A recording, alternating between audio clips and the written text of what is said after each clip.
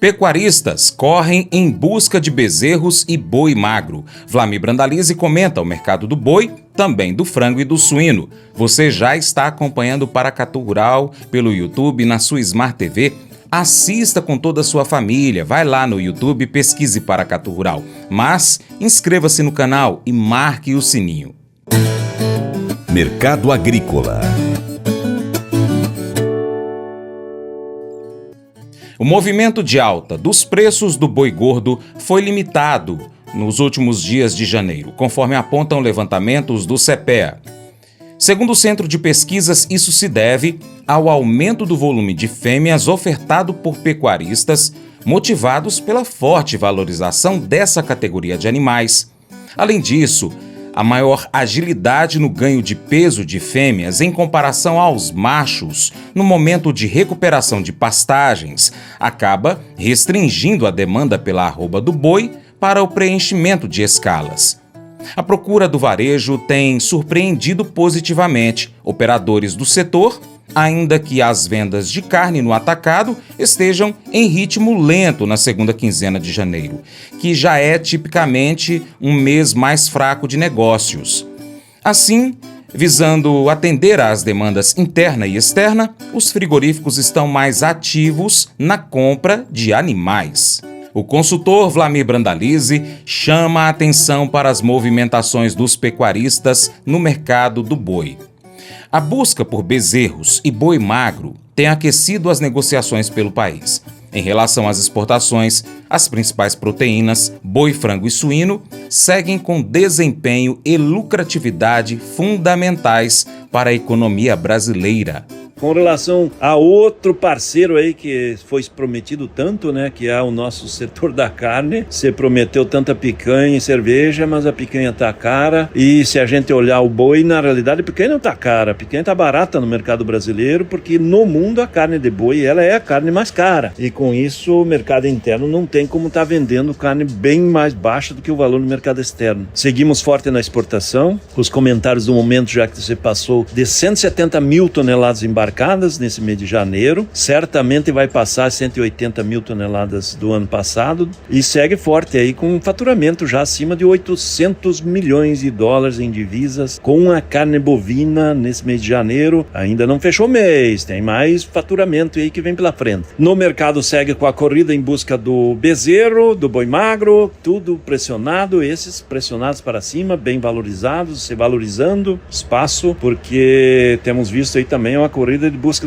de fêmeas, né, novilhas, para voltar a melhorar o plantel. O pecuarista voltando a investir para avançar na volta na produção, na recria, na reprodução, na cria, aliás, porque valorizou-se bem e é normal os ciclos na pecuária e o boi se valorizando e tendo indicativos que fevereiro pode ter pressão positiva aí nos indicativos do nosso amigo boi. E o frango nosso de cada dia, segue com demanda interna aquecida. Frango já na faixa de 400 mil toneladas embarcadas, já superando as 375 mil que tivemos em janeiro do ano passado. Também o frango acima de 700 milhões de dólares em divisas. Até o trem comemorando, já dando uma buzinadinha, né? O setor da carne bombando na exportação. E suínos com mais de 80 mil toneladas, devendo passar as 83.800 de janeiro do ano passado. E ainda há indicativos que possa chegar aí na casa de 90 mil toneladas ou até acima nesse fechamento de janeiro. Setor da carne bovina já passou de 10 bilhões de reais em divisas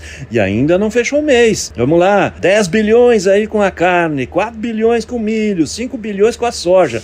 E ainda não fechou o mês, o número vai crescer. Então são 19 bilhões de reais em divisas nesse segmento do agro aí, que não é todo o segmento, essa é a parte de soja, milho e carnes. As condições da safra da Argentina são de colher menos de 50 milhões de toneladas, frente às projeções que estavam em 52 milhões, segundo o USDA. Então, a situação de safra efetiva é de uma safra um pouco menor que apontou o USDA aí no seu relatório de janeiro, né? Oferta e demanda ajustada, certamente uma oferta provavelmente um pouco menor que as projeções, e demanda segue aquecida. Certamente nesse ano em que terá guerra comercial entre Estados Unidos e China, vai ser uma guerrinha de compadre, mas vamos ter uma guerrinha comercial. Os chineses certamente vão trabalhar com estoques melhorados, mais estoques. É isso que se espera ali com relação ao mercado chinês de demanda, né, que é o maior comprador mundial de soja.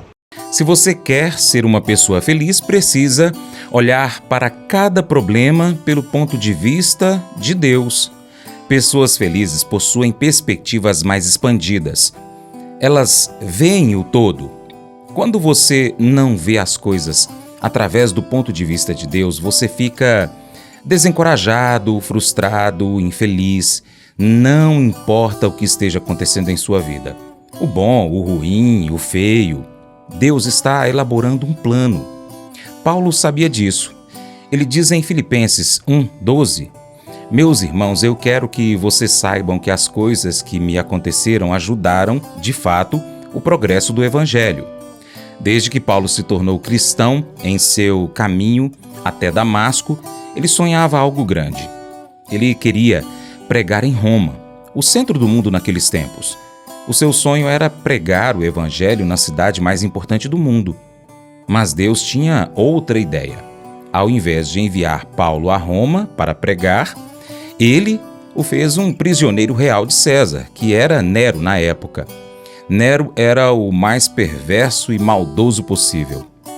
Como um prisioneiro real, Paulo, acorrentado às guardas reais 24 horas por dia por 2 anos, o guarda então era trocado a cada 4 horas. Ou seja, em 2 anos preso, ele pregou para 4.380 guardas.